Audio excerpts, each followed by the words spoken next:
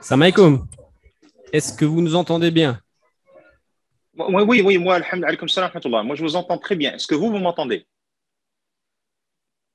Mashallah. On entend un petit peu de loin. Je vais essayer d'augmenter le son de notre côté. Ça Bien. peut-être vient de nous. Ça Ok, donne quoi normalement, ça maintenant? devrait être bon. Là, c'est bon? Mashallah. C'est bon.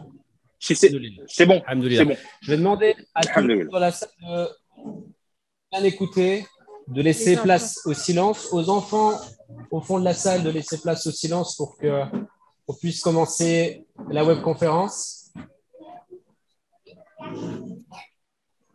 Et je vais commencer, cher Yacine, par vous souhaiter la bienvenue. C'est un plaisir de vous retrouver pour cette webconférence. Je rappelle le sujet de la webconférence. On va être ensemble justement pendant 45 minutes. Et le sujet, c'est l'engagement des parents dans le cursus d'apprentissage des enfants. Et avant de débuter la webconférence, si vous le voulez bien, je vais juste lire un poème, la traduction d'un poème en français. Oussada Sana qui a sauté justement cette lecture. Je vais commencer la lecture, après on pourra débuter. Ça vous convient? Mashallah. C'est bon, mashallah. Ok. Pour une fois qu'on a la possibilité de Louange à corriger au Allah. prof. Louange à Allah qui a révélé le livre sacré, Al-Qur'an Al-Karim, lumière du cœur du croyant, guérisson pour tous les maux et bouclier contre les peines et lourdeurs morales. Il est la bonne nouvelle pour tous ceux qui croient et restent sur le droit chemin, et avertit tous les injustes qui désobéissent. Sont déversés tous les bienfaits sur ceux qui l'ont appris et l'enseignent.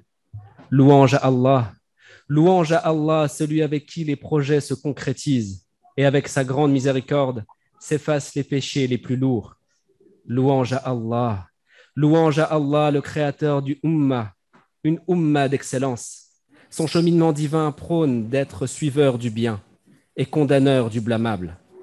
Louange à Allah qui a parfaitement finalisé la ni'ma, celui qui a envoyé le meilleur des prophètes, alayhi salatu wassalam. On peut désormais débuter la webconférence et je renouvelle le sentiment de joie de vous retrouver, chérie Yacine. Mashallah. Depuis le Maroc et nous en France, c'est un plaisir d'avoir parmi nous. Alhamdulillah. Alhamdulillah. Alhamdulillah. Alhamdulillah. Alhamdulillah. بسم الله الحمد لله والصلاة والسلام على رسول الله وعلى آله وصحبه ومن والاه ومن استنى بسنته واقتفى أثره واهتدى بهداه.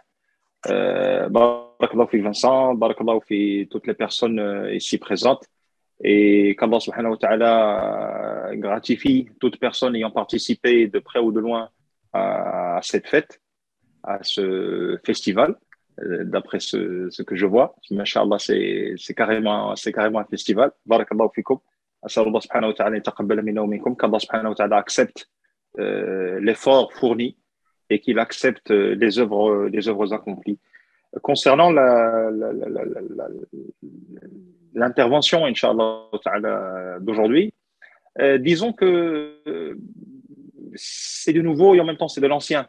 C'est un sujet aussi vieux qu'il y a eu des parents sur cette terre, qu'il y a eu des enfants. Et c'est un sujet qui ne se verra pas accompli aujourd'hui, ni achevé aujourd'hui. C'est quelque chose qui va attendre. C'est quelque chose qui continuera tant qu'il y aura encore des parents et tant qu'il y aura encore des enfants. Allah Azza wa Jal, quand il nous a créés, il nous a dotés de plusieurs outils, il nous a donné accès à plusieurs droits, mais en même temps, il nous a, il nous a imposé un certain nombre de responsabilités. Et quand on parle de responsabilité, on parle de questions qui nous seront posées. Allah Azza wa Jal, il a imposé la responsabilité aux prophètes et aux messagers de transmettre le message. Et ce sont les êtres qui lui sont les plus chéris, qui lui sont les plus proches. Ce sont les êtres qu'il aime le plus. Ce sont les prophètes et les messagers. Et pourtant, Allah Azza wa Jal a dit dans le Coran, comme quoi le jour du jugement dernier, il demandera à ses prophètes et à ses messagers de rendre compte. Allah Azza wa Jal, il leur demandera, avez-vous transmis le message? Donc nous, Allah subhanahu wa ta'ala il nous a donné, disons, ce don, parce que quand Allah subhanahu wa ta'ala il parle des enfants dans le Coran, il parle toujours en termes de don, al-hiba, que ce soit au niveau du passé, au niveau du futur, au niveau du présent et même au niveau du remerciement de quelques prophètes. Ils remercient Allah Azza wa Jal de leur avoir fait don d'enfants. Alhamdulillah, alladhi wahaba li al-hiba. Alhamdulillah, alladhi wahaba li ala al-kibari Ismaïl wa Ishaq. Allah Azza wa Jal, quand il parle du fait de donner des enfants, il en parle comme étant un don. Lillahi mulku samawati wal ard, yakhluqu ma yasha, yahabu, il fait don. Yahabu liman yasha'u inatha wa yahabu liman yasha'u dhukur. Fin du verset. Et Allah subhanahu wa ta'ala, quand il en a parlé dans le Coran en termes d'invocation et de demande de la part des prophètes, Zakaria, par exemple, alayhi salam, il a dit Fahabli, fais-moi don, Fahabli min ladunka waliya. Fais-moi don d'un enfant qui pourrait être l'héritier de la prophétie et de la responsabilité du message. Donc Allah subhanahu wa ta'ala nous a fait don de ses enfants. Et automatiquement, du moment qu'il nous a fait don de ses enfants, il nous a automatiquement imposé leur responsabilité. La responsabilité de ces enfants de laquelle nous devrons rendre compte le jour du jugement dernier. Et nous allons devoir répondre à Allah Azza wa Jal. Est-ce que la question que beaucoup de gens se posent, c'est est-ce qu'Allah Azza wa Jal va nous poser la question, il va nous demander de rendre compte de ce que ces enfants sont devenus. Non, Allah subhanahu wa ta'ala ne nous demandera pas ce que les enfants sont devenus. Allah Azza wa Jal nous demande, parce que ce qu'ils vont devenir, ça c'est à lui que ça ne revient pas à nous. C'est à lui la guidance, c'est lui, c'est pas nous. Mais Allah Azza wa Jal, il nous demandera à nous, est-ce que nous avons suivi le droit chemin en matière de responsabilité face à ces enfants? Est-ce que nous avons pris en considération les outils, les moyens, les techniques, les stratégies, si je peux m'exprimer ainsi, en matière d'éducation, est-ce que nous avons suivi le bon chemin dans ce sens-là? Pour parler un petit peu de l'accompagnement des parents aux enfants dans le cursus d'apprentissage, il faudrait voir d'abord le côté défaillance. Où est-ce que ça ne fonctionne pas? Ou disons, où est-ce que ça ne fonctionne plus?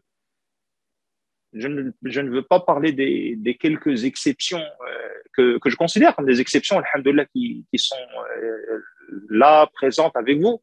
Ah, donc, les exceptions qui sont présentes avec vous, j'aime à penser que ce sont des personnes qui ne sont pas avec leurs enfants seulement le jour disons, le jour de la fête et le jour du couronnement du travail, le jour du couronnement et de l'intronisation, si vous voulez. Parce que chacun de ces petits anges, c'est un roi maintenant assis sur son trône parce qu'il porte aujourd'hui la couronne du titre, mais Inch'Allah, nous espérons qu'il portera la couronne du Coran, la couronne de lumière au paradis, Inch'Allah subhanahu wa ta'ala. Comme je l'ai dit, j'aime à penser que les parents ici présents ne sont pas seulement présents le jour de la fête. Et j'aime à penser qu'ils étaient présents pendant tout le parcours de l'apprentissage. Là où il y a défaillance, malheureusement, disons que Allah musta'an, j'essaie de diluer un petit peu la concentration du message que j'ai à transmettre. Donc, j'essaie de chercher les mots. Moi, mon habitude à moi, c'est du rentre-dedans. Et d'après l'image qui m'est reflétée ici, la majorité, c'est des femmes. Donc, du rentre-dedans avec des femmes, ça ne fonctionne pas. Parce que moi, je suis loin. Moi, je ne paierai rien du tout. Moi, je fais du rentre-dedans et c'est sur Vincent Tracy et Sénat que le rentre-dedans va se refléter. Donc, je n'ai pas envie de voir les pots cassés dans mes amis. mais des fois, je suis désolé, des fois, il va falloir de temps en temps faire secouer un petit peu les gens pour qu'ils se réveillent. Si vous voulez, dans la progression, vers des sentiers où l'on va vers Allah Azza wa Jal, السلوك إلى الله سبحانه وتعالى, la traversée du chemin vers Allah subhanahu wa ta'ala. Ibn al-Qayyim rahimahullah, Ibn al-Qayyim dans le fameux livre Madarij Salikin, les escaliers des personnes, je ne connais pas vraiment la traduction littérale, il a mis la première marche, c'est l'éveil, al-yaqaza. Et l'yaqada, il a défini comme étant le fait de se tenir, disons, éveillé à la suite d'un réveil brutal. À la suite d'un réveil brutal. Donc, c'est cela. De temps en temps, il va falloir secouer les gens. Là où ça défaille, je ne sais pas, j'ai l'impression qu'il y a un retour de son. C'est le son de la retour salle, de son, c'est ça. C'est le son de la salle. Ouais, je pense que c'est le son, ouais, c'est le retour de la salle. Ok, c'est pas grave. Est-ce que le retour de ce son-là, est-ce qu'il est dérangeant? Un peu oui, parce que j'ai l'impression que ce que je dis, mon esprit commence à l'attendre. Voilà, si tu as dit ça, tu vas entendre ça. Ouais, ce qui est sûr, c'est qu'il y a un décalage entre vous, ce que vous dites, l'image, ce que nous on reçoit. On comprend, mais je vais essayer de couper le micro de mon côté. Voilà, juste une proposition. Coupez le micro, Vincent, s'il vous plaît, de votre côté. Et si jamais vous avez une intervention, vous voulez me dire quelque chose en cours de route ou la hajab, vous le réactivez, il n'y a pas de problème. Et si jamais il y a une défaillance de mon côté, vous me le faites savoir. Donc, je disais, la défaillance, elle est à quel niveau? Avant, c'est-à-dire quand on lit un petit peu le type de relation que les parents entretenaient avec leurs enfants au niveau de nos prédécesseurs, et même au niveau des générations qui nous ont plus ou moins précédés il y a 50 ans, 60 ans, par exemple quand les parents ou les grands-parents nous rappellent, disons qu'au niveau au niveau de l'occupation des parents, les parents n'étaient pas aussi occupés que ça. Donc l'occupation première des parents, c'était l'éducation des enfants. C'est-à-dire ce que les gens faisaient, ben, ils allaient au boulot, ils travaillaient un peu, ils rentraient chez eux. Les musulmans, généralement, quelle que soit un petit peu leur provenance, généralement, ils ont des repas, entre guillemets, des repas sacrés d'un point de vue familial et social, c'est-à-dire un repas où tout le monde est regroupé. Pour des pays, il se peut que ce soit le déjeuner, pour d'autres pays, c'est le dîner, pour d'autres pays, c'est le couscous du vendredi, par exemple. Mais en tout cas, nous avons au moins une station minimum, au moins une station hebdomadaire où les parents sont regroupés. Le repas, par exemple, de rupture du jeûne du Ramadan, c'est un repas quotidien où toute la famille est regroupée. On a plus ou moins, on reçoit des informations de nos enfants reçoivent de nos informations et de nos nouvelles. Donc, quelque part, le microcosme familial, il se retrouvait un tout petit peu soudé autour de ces repas, autour de ces moments de retrouvailles. Tout le monde étudiait, bon, peut-être en France, les choses sont relativement différentes, mais le système école, disons, c'est un système école, essentiellement, c'était un système école public. Par la suite, les médias sont entrés en cours. Pour la France, c'était peut-être à partir des années 70, fin des années 60, début des années 70, parce qu'on a fait du copier-coller des États-Unis, puis par la suite, c'est venu en France, en Europe, et par la suite, nous, on a récupéré les restes à partir de la fin des années 80, début des années 90. Les médias sont entrés en force pour pousser les gens à rentrer plus ou moins dans ce cycle de société de consommation. Donc, pour que la société consomme davantage, enfin, pour que les gens consomment davantage, il faudrait qu'ils s'insèrent dans cette perspective. Consommer davantage, donc il faut avoir plus de revenus. Avoir plus de revenus, il faut fournir plus d'efforts et plus de travail pour avoir un standard particulier en matière de vie, disons, en matière de niveau socio-économique. Pour cela, fournir plus d'efforts, il va falloir le payer par la devise la plus chère. C'est la devise irrécupérable, c'est le temps. Donc, les gens se sont retrouvés absorbés par ce typhon, si vous voulez, de système de consommation. Et de l'autre côté, on se retrouve déchiré entre ce que nous sommes en train de chercher à fournir à nos enfants en matière de biens matériels, c'est-à-dire les vêtements, la nourriture, le type de scolarité, etc., et entre le fait de se sentir présent avec nos enfants, parce que ce sont quand même nos enfants. Les Arabes, ils disent ça, c'est une partie du foie. Les Français, peut-être qu'ils ne fonctionnent pas avec le foie, ils fonctionnent avec le cœur, mais en tout cas, tous les viscères, si vous voulez, tous les boyaux, cherchez l'organe que vous voulez, mais en tout cas, c'est une partie de vous. cette partie de vous, vous la voyez plus ou moins, disons, vous la voyez négligée par vous-même. Et personne n'a envie de sentir et d'avoir ce sentiment comme quoi je néglige mes enfants. Donc, qu'est-ce qu'on essaie de faire? On a trouvé plus ou moins des subterfuges, disons, des palliatifs, si vous voulez. Ben, on va chercher à leur donner de l'argent, comme ça ils sortent tout seuls. On va chercher à leur donner un tout petit peu plus de liberté, comme ça ils arrivent à acheter leur propre article de divertissement tout seuls. Au meilleur des cas, ben, on va faire des petites sorties ensemble, des petites sorties où tout le monde est occupé dans son petit monde, hein, tout le monde est là-dedans, et on a l'impression qu'on sort ensemble. Et cette sortie ensemble, finalement, c'est pas vraiment une sortie, c'est juste une présence physique et géographique localisée ensemble, mais réellement, nous ne sortons pas avec eux. Ne le prenez pas mal, mais ce type de comportement, c'est tout sauf de l'éducation. Qu'est-ce que nous faisons? Nous sommes en train de corrompre nos enfants pour qu'ils ne nous sortent pas un jour la fameuse expression: ouais, si tu veux que je sois bon avec toi, il fallait que tu ne me négliges pas avant. Il aurait fallu que tu sois présent avant. Donc, qu'est-ce qu'on fait? On s'est dit, tiens, il y a un autre palliatif. Et celui-là, il est sympa. Et personne ne pourra dire qu'on a négligé nos gosses. Qu'est-ce qu'on fait? Ben, on va payer l'école ou on va payer les cours supplémentaires. Et au-dessus, c'est l'argent, frais de scolarité et compagnie. Au-dessous, c'est la démission de l'éducation. Je dépose ma démission en même temps avec l'argent de scolarité. C'est l'école qui s'en occupe. Et si jamais il y a une défaillance de comportement, c'est l'école la responsable. Je suis tombé par terre, c'est la faute à Voltaire. Donc, qu'est-ce que je fais? On va chercher, comme le font quelques caricaturistes maintenant.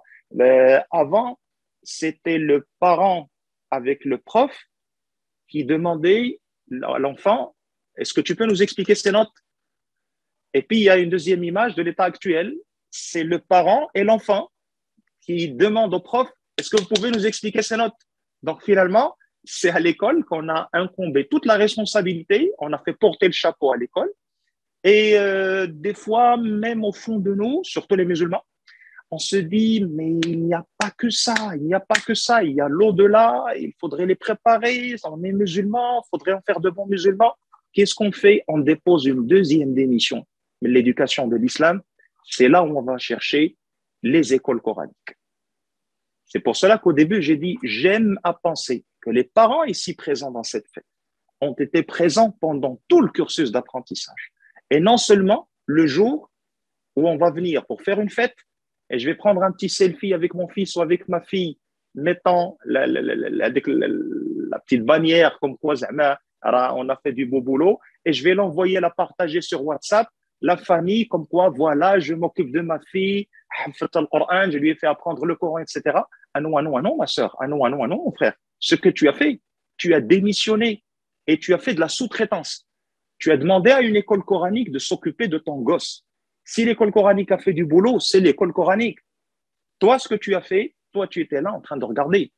Et c'est tout. Donc, quelque part, si l'enfant, en grandissant, va avoir un minimum de respect, ce sera du côté de l'école, que ce soit l'école coranique, l'école usuelle, et que ce soit du côté de ses copains ou de ses maîtres ou des personnes qu'il va rencontrer en cours de route.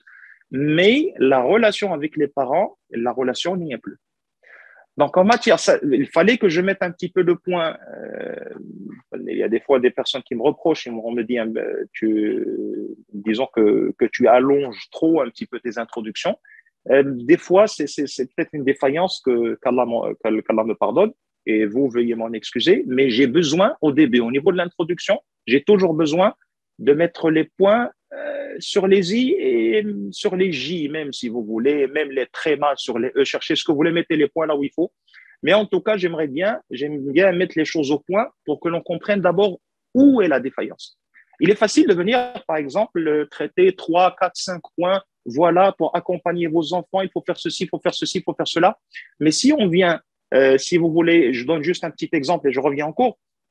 Par exemple, pendant le mois de Ramadan, notre fréquence de lecture du Coran, elle augmente.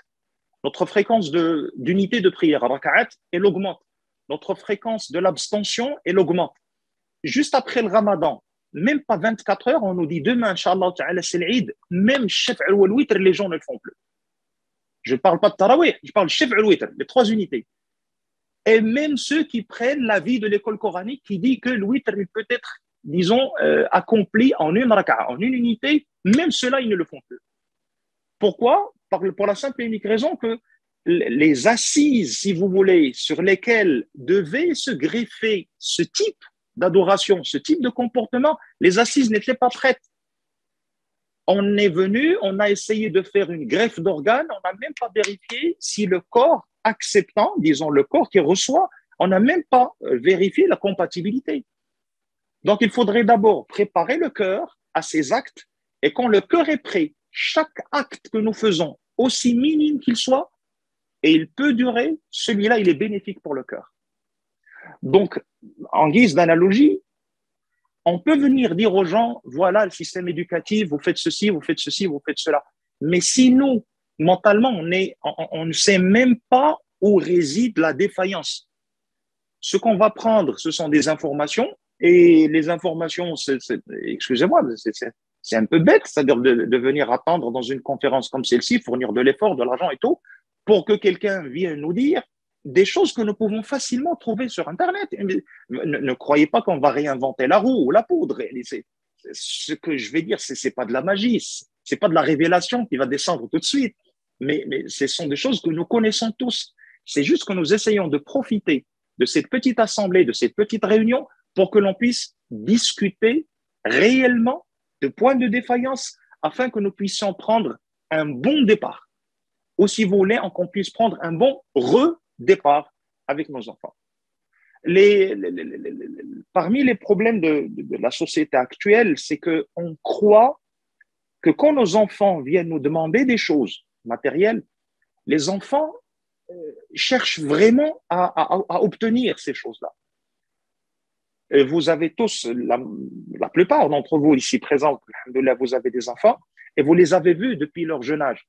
Vous pouvez, par exemple, lui acheter, je ne sais pas, vous pouvez lui acheter, par exemple, un petit jouet, par exemple, comme ça, et vous l'apportez dans un emballage, par exemple. Je vais donner n'importe quoi, j'ai 100 millions de gadgets juste à côté. Heureusement qu'il n'y a personne pour voir un petit peu tout pour voir le plan général. Sinon, personne ne serait resté. Mais c'est pas grave. Donc, l'enfant, vous lui sortez le joujou, il est content, il est super content et tout. Et il joue avec pendant 2 à 3 minutes. Par la suite, il le jette. Qu'est-ce qu'il fait? Il prend l'emballage et il joue avec l'emballage. Ce n'est qu'après qu'il reprend le joujou. Ça veut dire que l'enfant, ce que nous croyons que l'enfant aimera, ce n'est pas forcément ce que l'enfant va aimer. Ça, il faudrait bien nous le mettre dans la tête. Des fois, vous pouvez acheter à votre enfant, c'est-à-dire lui remplir, lui combler la chambre de jouets, et vous allez vous rendre compte que lui, avec quoi il va jouer? Il va prendre les petits bâtonnets qui restent des glaces que vous avez consommées, vous les jetez, lui, il va jusqu'à la poubelle, il va les reprendre, il va les laver et il va faire des petits jouets avec. Donc, ce que l'enfant cherche, ce n'est pas forcément ce que nous lui donnons.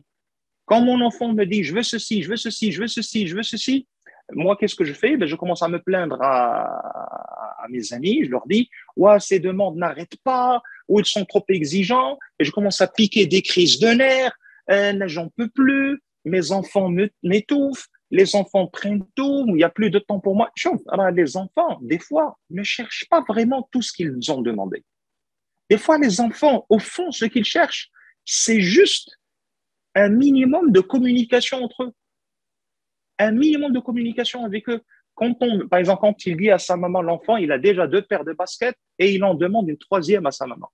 Ça se trouve, l'enfant ne veut même pas la 3e paire de baskets. Il veut juste prendre un minimum de temps avec toi pour sortir, chercher les baskets. Même si vous ne lui achetez pas.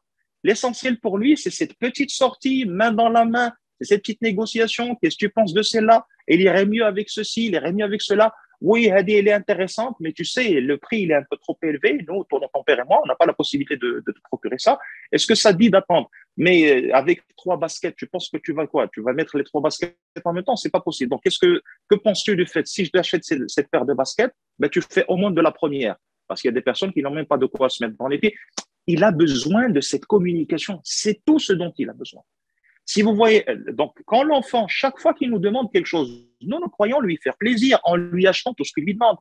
Nous avons l'impression, nous croyons que ce que l'enfant prend, il prend quelque chose qui lui plaît, mais dans la réalité, au niveau de la réceptivité de l'enfant, au niveau de la réception de l'enfant, lui, qu'est-ce qu'il reçoit? Il reçoit un autre message qui est totalement à l'opposé de ce que nous croyons lui avoir donné. Le message qu'il reçoit, tiens, fous-moi la paix. Tiens, tais-toi, tu me déranges. Ouais, qu'est-ce que tu veux? Tu veux une tablette? Vas-y, prends ta tablette, dégage. Tu veux quoi? Tu veux une paire de baskets? Tiens, prends ta paire de baskets, dégage. C'est comme ça que lui, il interprète le message.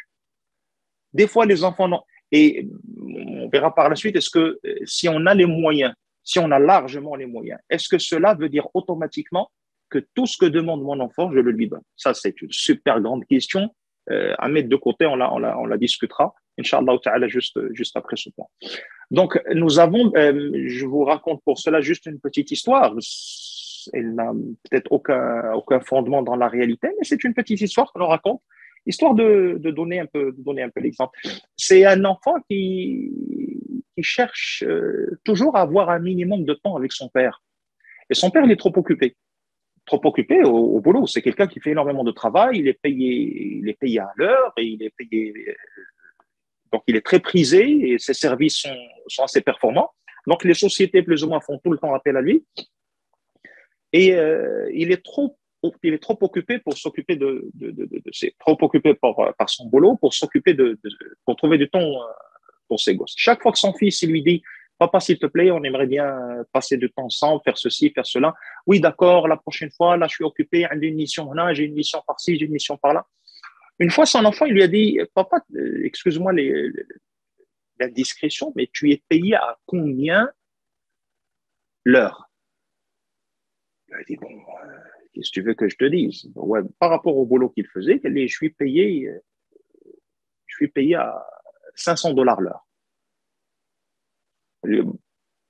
Moi, machallah, ça fait une somme et c'est passé.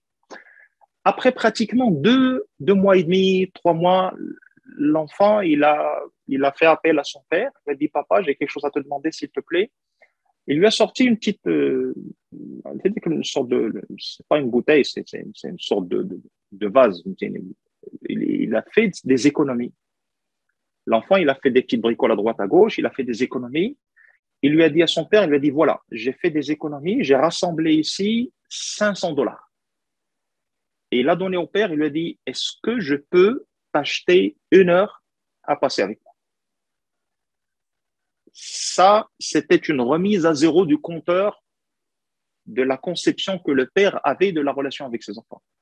Et il a admis qu'à partir de ce temps-là, il a commencé à prendre plus de temps pour le passer avec ses enfants. C'était une leçon que l'enfant a donnée au père qui ne savait pas comment assumer ses responsabilités de parent. Je passe à la troisième, si vous voulez, à la troisième défaillance. La troisième défaillance, c'est la fameuse grande question que j'ai dite tout à l'heure. Est-ce qu'un enfant, fils de parents qui ont assez de moyens, pour ne pas dire énormément de moyens, un enfant issu de cette famille-là, doit-il voir toutes ses demandes exaucées? Réponse directe, claire, nette, sans hésitation, non et absolument non. Il faudrait que l'on dise de temps en temps à nos gosses, même si on a les moyens, qu'on leur dise non. Quel est l'intérêt de dire non de temps en temps? D'abord, on apprend à l'enfant que dans la vie, à plusieurs reprises, on aura envie de quelque chose et on n'en aura pas la possibilité. Parce que ça, c'est la réalité. Dans la vraie vie, c'est pas un distributeur. Vous mettez 2-3 petites pièces et par la suite, vous avez l'objet que vous désirez. Dans la vie, il y a des oui, il y a des non. Dans la vie, il y a des réussites, il y a des échecs. Dans la vie, il y a des fois où l'on prend et des fois où l'on donne. La vraie vie, c'est cela. Ce qui arrive, c'est que quand on habitue notre enfant à exaucer tout ce qu'il demande, même au niveau, on a fait attention les musulmans, même au niveau de la conception que l'enfant il a du Dieu, ça devient une fausse conception. Parce que parce que pour nous, la première conception que nous avons du Dieu, c'est la conception que nos parents nous inculquent. Si nos parents nous ont inculqué que chaque fois que je demande quelque chose, elle est automatiquement exaucée. Alors qu'Allah Azza wa Jal, quand on lui demande des choses, dans l'invocation, dans le dua, Allah subhanahu wa ta'ala, il exauce tout ce que nous lui demandons, mais pas à notre guise. Il exauce ce que nous lui demandons, mais en fonction de sa volonté à lui, pas en fonction de notre volonté à nous. Il exauce nos vœux avec la forme que lui, il choisit, pas la forme que nous voulons. Et il exauce nos vœux au moment où lui, il choisit, pas au moment où nous choisissons. Quand nous habituons l'enfant, nous habituons nos enfants à ce qu'ils obtiennent tout ce qu'ils veulent, au moment où ils le veulent, avec la forme qu'ils le veulent, on leur fausse la conception qu'ils ont de Dieu. Par la suite, quand ils commencent à grandir, ils lèvent la main, ils demandent des choses. Allah Azza wa Jal, dans sa toute sagesse et son omniscience, subhanahu wa Azza wa Jal, il n'exauce pas tout de suite. Il exauce autrement, dans un autre temps, dans d'autres circonstances. C'est ce qui pousse bon nombre de nos enfants direct vers l'athéisme. Direct vers l'athéisme. Parce que j'ai demandé, ça n'a pas exaucé, donc le Dieu n'existe pas. Parce qu'avec mes parents, je demande, j'appuie sur le bouton et ça exauce tout de suite. Si avec mes parents, ça exauce tout de suite, avec le Dieu que vous avez proposé, ça n'exauce pas, donc le Dieu n'existe pas. Des fois, finalement, c'est nous qui faisons dévier nos enfants du droit chemin. Même si on leur apprend le Coran, même si on leur apprend 2, 3 petites choses, cela n'est pas suffisant. Ce qu'il faut, c'est revoir un petit peu notre conception de la famille, notre conception de la relation avec nos enfants, notre conception du chemin que nous parcourons ensemble.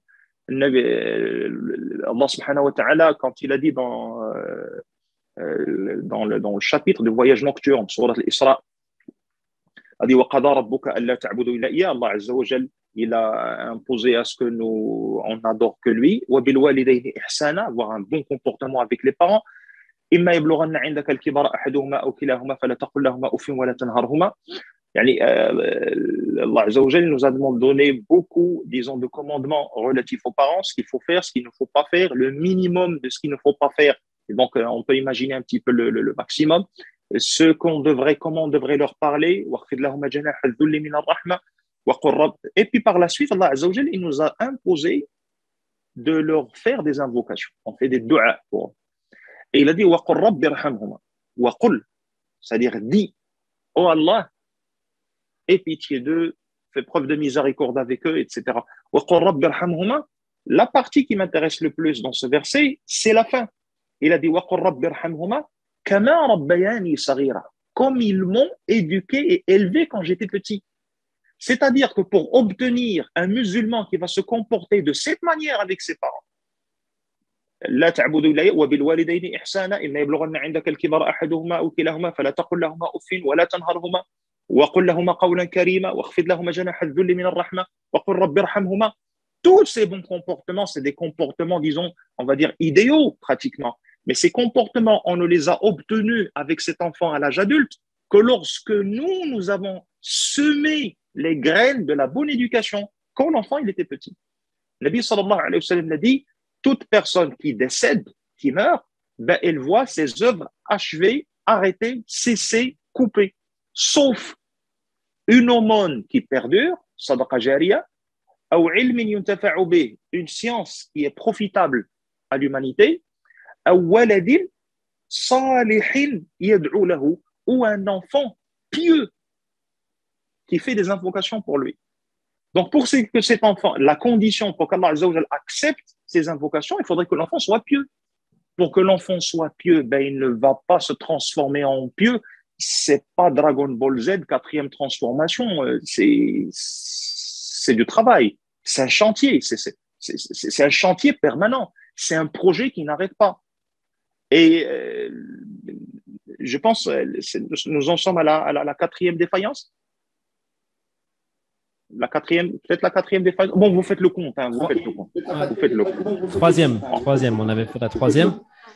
On va à la 4e. Voilà, on va à la 4e. Là, on va à la 4e. Petite précision. Excusez-moi, je suis obligé de vous couper juste. Non, obligé. Jusqu'à 55 pour terminer, parce qu'on a en fait des gens qui viennent de loin. et on va juste essayer de respecter le timing. Là, très bien, très bien, très bien. Voilà, Donc, j'en je ai vous laisse pour continuer. 5 petites minutes. Non, pour 5 petites minutes et 5 petites minutes et j'arrête. Le quatrième point que je voulais dire, oui, c'est la précipitation. Avec nos enfants, peut-être les enseignants sont plus, comment dirais-je, les enseignants sont plus sensibles à ce point-là. Parce que les enseignants, ils savent pertinemment que un cursus d'apprentissage, c'est quelque chose qui se construit aussi bien en matière d'information qu'en matière de temps. Donc, un cursus d'apprentissage, c'est quelque chose qui va demander du temps.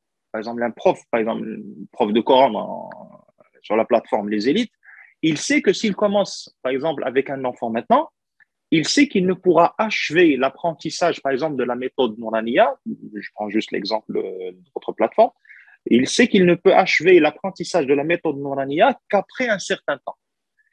Les parents, généralement non, les parents ne sont pas conscients de cette idée de cursus d'apprentissage. Donc, quand ils se comportent avec leurs enfants, pour eux, ils croient qu'il suffit de dire à l'enfant, ne mets plus ceci là, une fois, c'est bon, c'est enregistré, c'est cacheté, l'enfant ne le mettra plus. Non, votre enfant, il va la remettre au mauvais endroit, et il va la remettre au mauvais endroit, et il va la remettre au mauvais endroit. Vous pouvez passer toute l'enfance de votre gosse, c'est-à-dire qu'il va durer 10 ans, 12 ans, voire 15 ans, et à chaque repas, vous allez devoir lui dire, retrousse tes manches avant de manger. C'est pas possible. Qu'est-ce qu'il m'a foutu des enfants pareil? Il a quoi en tête? Il a une gomme qui suit ce que je dis. C'est pas possible. Mais des enfants, c'est ça. Les enfants n'oublient pas ce qu'on leur dit. Sauf que quand est-ce que ça commence à donner ses fruits? Ce n'est pas pendant l'enfance. C'est à l'âge adulte. Et je défie toute personne adulte ici présente qui ne se rappelle pas un commandement que le papa ou la maman avait donné quand ils étaient enfants, et ce n'est qu'à l'âge adulte qu'ils s'en sont rendus compte que c'était un commandement qui était valable, qui était juste.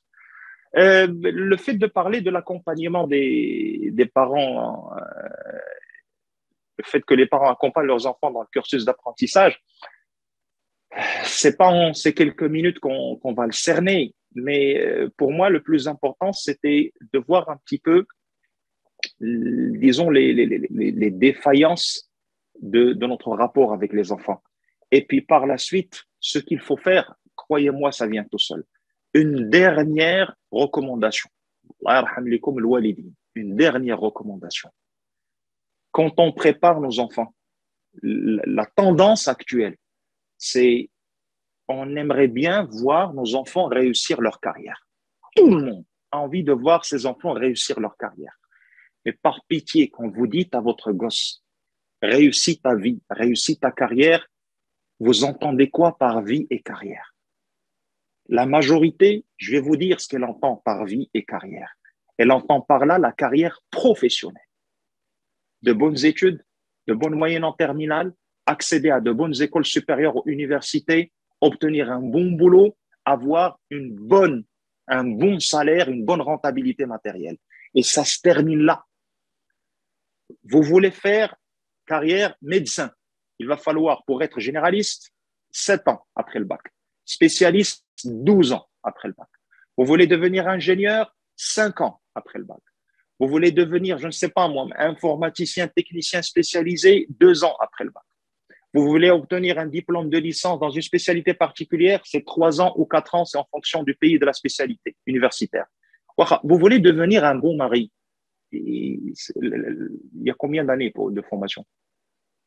Il n'y a pas de formation pour ça.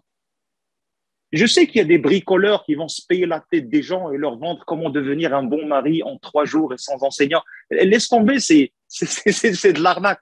C'est de l'arnaque, comme l'a dit un type, il a dit c'est de l'arnaque avec L majuscule. Comment obtenir la concentration et le khushu' salat en un séminaire de 2 jours et demi? Ah, c'est bien, j'aimerais bien m'inscrire. Très bien, marhaba, c'est 500 euros. pour obtenir le khushu' avec 500 euros. Je vais avoir l'esprit de Bouddha dans ma tête. 500 euros. Si je te donne 500 euros, d'abord, la première chose à laquelle je vais penser aux 500 euros que tu m'as prises. Où est le khushu' salat? Il est parti avec les 500 euros. Donc, comme l'a dit l'autre, il a dit j'avais 5000 francs et je suis parti voir le psy. Le psy, il m'a débarrassé de ce que j'avais. Ben, il m'a débarrassé de 5000 francs. Donc, voilà, laisse tomber ces séminaires d'arnaque, etc. Ce qu'il faut, c'est le mujahada. C'est un travail de persévérance, c'est un travail quotidien, c'est le djihad au fond. Au fond, c'est vraiment le djihad. Au moins, le djihad avec le djihad dans les batailles armées, les gens le faisaient une fois. Là, le djihad que tu fais, c'est un djihad au quotidien. C'est pour cela, c'est dans ce sens-là qu'on comprend la parole du prophète alayhi salatu wassalam, quand ils sont rentrés d'une bataille, ils sont rentrés, c'est-à-dire vers leur foyer, et leur a dit, là, on rentre du petit djihad vers le grand djihad. Udna min al-djihad al-asghar ila al-djihad al-akbar. Donc, voilà, en gros, c'était plus ou moins les idées que je voulais faire passer. Donc, préparez vos enfants à devenir de bons responsables de foyer. Préparez vos enfants à devenir de bons maris, de bonnes épouses. Préparez-les à devenir de bons parents. Quand vous faites tout pour vos gosses, vous ne les laissez même pas aller chercher leur certificat d'acte de naissance dans les communes ou là, les arrondissements, là, je ne sais pas, les bureaux d'état civil. Et ils ont 15 ans, 16 ans, 17 ans, 18 ans. Et c'est vous qui vous occupez encore de leurs papiers, vous ne les préparez pas à être responsables de foyer. Quand vous faites tout pour vos enfants, quand vous faites tout pour vos gosses, quand vous ne faites pas rentrer, c'est ni du sexisme, ni de la misogynie, ni rien du tout. Mais une fille devrait accompagner sa mère dans la cuisine. Ça n'a rien à voir avec ma barbe. C'est une question d'éducation. Une fille devrait accompagner sa mère dans la cuisine. Maintenant les jeunes, c'est nouvelle tendance et tout, nouvelle tendance et tout. Un mari, il va supporter combien de temps à bouffer du tacos, des pizzas et des sandwichs? Combien de temps? Tu peux supporter combien de temps, Vincent? Ça se trouve, toi, tu fais preuve de persévérance et tout, mais dans ce cas-là, tu es un mauvais exemple. J'aime beaucoup les pizzas, donc ça peut être long.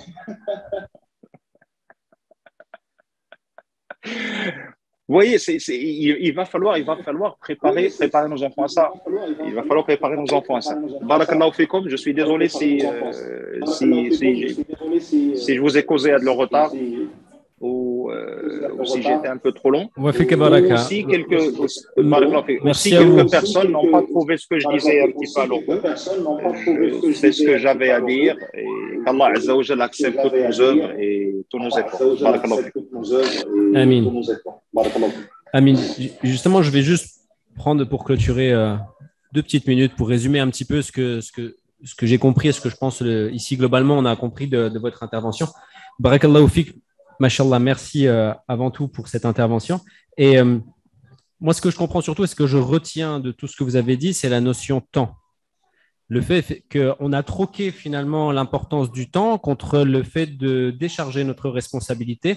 C'est ce qu'on voit par exemple dans les mosquées, des parents qui déposent leurs enfants et qui déposent en même temps leurs responsabilités, ou tout du moins c'est ce qu'ils ont en tête, que ce soit conscient ou inconscient.